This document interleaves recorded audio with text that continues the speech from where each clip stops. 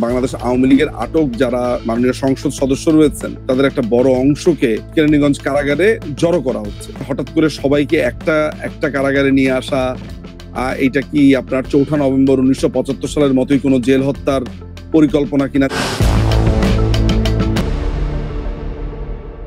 আজকে সকালবেলাতে আমাকে আমাদের একজন মাননীয় সংসদ সদস্য এবং অত্যন্ত গুরুত্বপূর্ণ নেতা, তার পরিবার থেকে আমাকে এটা জানানো হয়েছে যে উনাকেও, মানে সেই নেতাকেও আপনার আজকে কেরানীগঞ্জ যে কারাগার আছে সেখানে নিয়ে গেছে। গত প্রায় ২ দিন ধরে আমাদের কানে যে সংবাদটা আসছে যে বাংলাদেশ আওয়ামী লীগের আটক যারা আ মাননীয় সংসদ সদস্য রয়েছেন এবং যত গুরুত্বপূর্ণ নেতারা যারা এই মুহূর্তে আটক অবস্থায় রয়েছেন তাদের একটা বড় অংশকে কেরানীগঞ্জ কারাগারে জড়ো করা হচ্ছে। সো এই ব্যাপারটা তো অনেকের মধ্যে আতঙ্ক ছড়িয়েছে। হঠাৎ করে সবাইকে একটা কারাগারে নিয়ে আসা, এইটা কি আপনার ৪ঠা নভেম্বর ১৯৭৫ সালের মতোই কোনো জেল হত্যার পরিকল্পনা কিনা, যেটা আমরা এর আগেও অতীতে বাংলাদেশ এটা এক্সপেরিয়েন্স করেছে।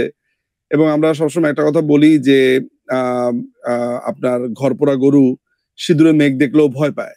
বাট ব্যাপারটা কি আসলে ভয় পাওয়ার মধ্যেই আছে? নাকি এই জিনিসটা খুবই উইয়ার্ড যে প্রত্যেকটা নেতাকে একই জায়গাতে জড়ো করবার পেছনে আসলে রহস্যটা?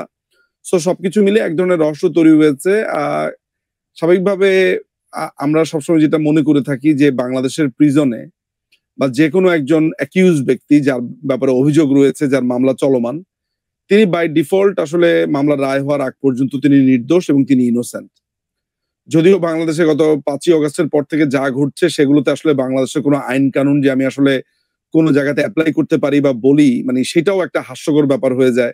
বাংলাদেশে এখন কোনো আইনের মধ্যেও চলছে না। সংবিধান তো এখানে আসলে রীতিমতভাবে উজ্জয়ী রয়েছে। সংবিধানকে বাতিল করবার সমস্ত চেষ্টা করা হয়েছে। কারাগারের মধ্যে সুরক্ষা পাওয়া, এটি বাংলাদেশের সংবিধান অনুযায়ী একজন রাষ্ট্রের নাগরিকের প্রধান কর্তব্য। কেননা তিনি একজন নিষ্পাপ ব্যক্তি। তার মামলার ফাইনাল রেজাল্ট আসার আগ পর্যন্ত তিনি দোষী নন, তিনি একদম নির্দোষ একজন ব্যক্তি।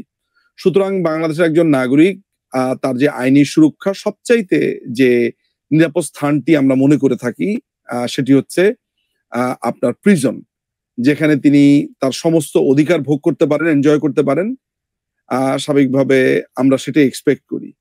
ফলে আমাদের এই পুরো ঘটনাটা জুড়ে আমাদের আতঙ্ক রয়েছে এবং আইনের কথা যেটা বললাম যে আইনে পরিষ্কারভাবে একজন যাকে আটক করা হয়েছে, গ্রেফতারকৃত আছে, তার সম্পূর্ণ সুরক্ষা, যা প্রয়োজন, তার চিকিৎসা, তার থাকা, খাওয়া সমস্ত কিছুই নিশ্চিত করা হয়েছে আমাদের দেশের আইনে।